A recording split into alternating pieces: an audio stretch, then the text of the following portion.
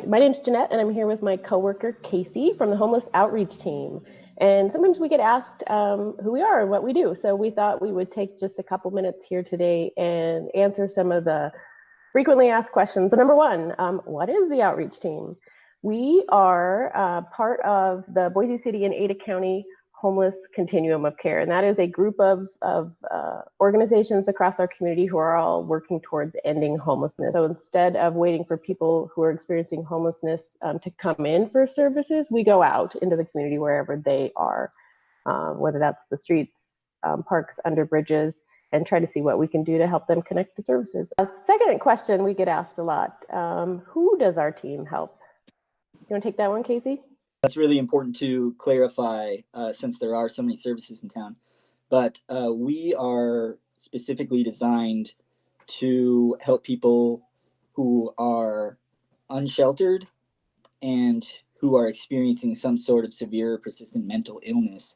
And those two criteria are often criteria that affect the ability to seek out services themselves. Mhm. It creates another hurdle in actually getting to the services that they need. Another question we get asked about those folks, because those are a lot of people who are on the streets or in cars or camping somewhere, is we have shelters in town. Why don't the people choose to stay in shelters?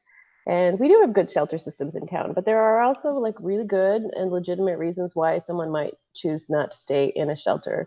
For some of them, they may have had bad experiences at other shelters. Maybe in other cities, we've got really good shelters here, but they may have experienced violence, or they may have, contracted something like bed bugs. They may have had things stolen. What are the reasons, Casey? Do we find? I think the trauma history is Mm-hmm. a huge impact, whether it's related or not. If you are vulnerable or if you feel vulnerable and you're around other people, it doesn't even matter if they're a direct threat or not. That can really wreak havoc on your sense of safety overall. Yeah, trauma's huge, and that's, trauma's affected everybody we work with out there, and for some of them that's resulted in severe mental illness, and so that, sometimes it's a chaotic environment at the shelters, and that's not for everybody. So yeah.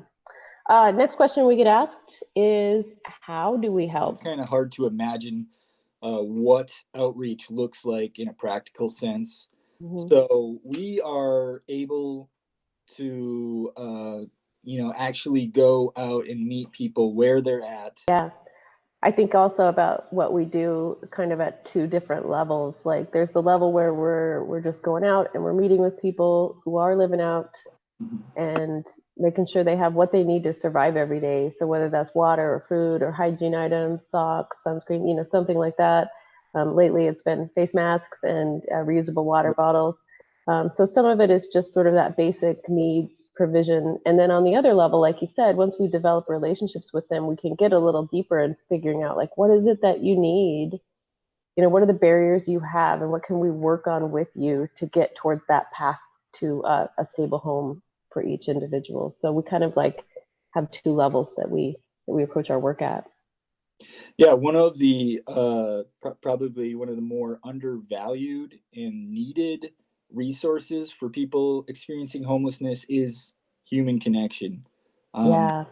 Because uh, you know, there's a lot of preconceptions about people living in homelessness. A lot of And mystery there too, right? a lot of Yeah. mystery, and being able to kind of cut through that to address the person who is experiencing homelessness, I think means a lot